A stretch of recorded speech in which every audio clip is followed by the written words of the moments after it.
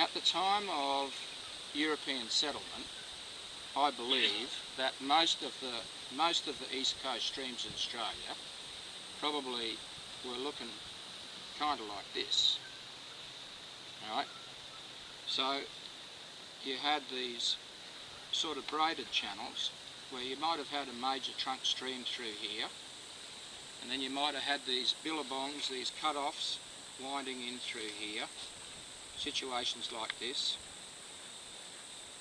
They might have been braided, several of them, and when it came time to constructing a bridge through these places, then they might have gone, oh well, we'll put in some piles here and a couple of piles here. We'll need 4 logs for that one, and this one here is going to need 18 logs to get all the way across through that one. Yep. Now, this is a considerable investment doing this kind of thing, and in fact these ones here don't really get flooded all of that often, and in fact maybe people are not really interested in having those be channels at all anyway. Maybe in fact what they're really more interested in is saying, sorry, I've drawn this around the wrong way, okay, this is the big channel here, okay, coming from the other side now, okay, here's your pigsty here, right, here's your house up here. So people tend to be less interested in these low flow lines, and they want to say that, okay, this is my boundary here, and they want to say, okay, when it comes to my title, I want my title to come to there. They don't want their title to stop here. They want their title to come right through there. So therefore, they're going to invest in their infrastructure through here and try to protect this area down through here. And their tendency is going to be to try to concentrate flows within this area through here. Now, instead of this cross-section continuing to remain like this, what you tend to find is that with investment concentrating infrastructure and building little dams or building little culverts and cutting off in through the channel, that there's a greater concentration of water in through these deeper channels. And so instead of having a relatively broad, wide channel, we see a lot more concentration of flow in the main flow line and a lot less emphasis on this wide flow line. And as a consequence, you see initially, at least, you tend to see a bit of a narrowing.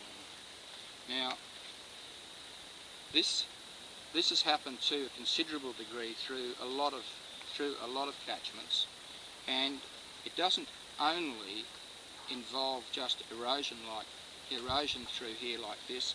What has happened in a lot of cases as well is with upstream clearing through catchments like this, that there has been a large amount of delivery of sediment coming down through here, and in a lot of cases in the very early floods there was actually deposition through a lot of these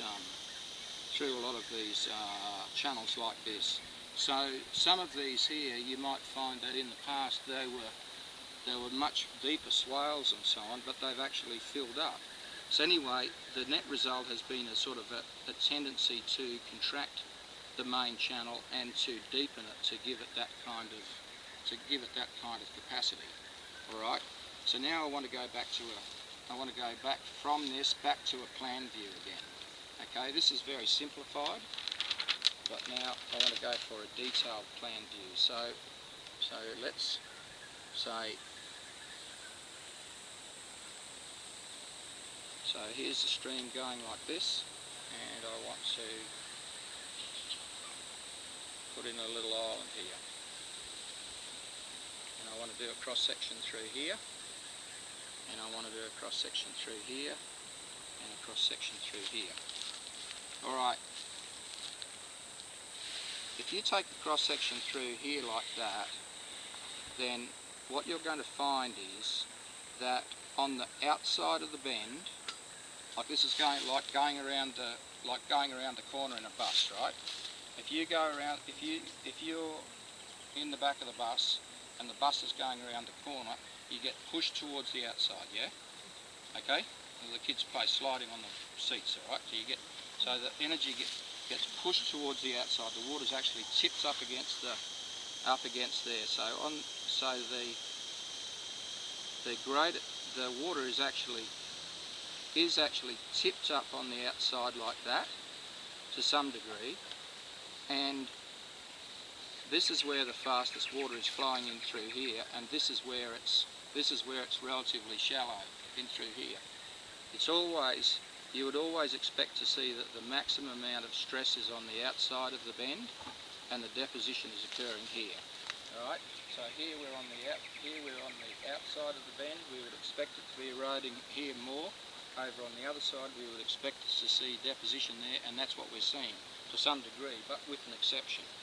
And so then the opposite applies here. So we take a cross section through here, then it's going to be deeper here and shallower there. All right. Now up through here, we'll use this as an example. If that water is most of the time coming down through here, then you would expect that the most of the erosion is going to be about 2/3 of the way around the bend, coming around the outside through like that, yeah? But if the water, instead of the water coming around through there like that, then the water was instead coming down in through this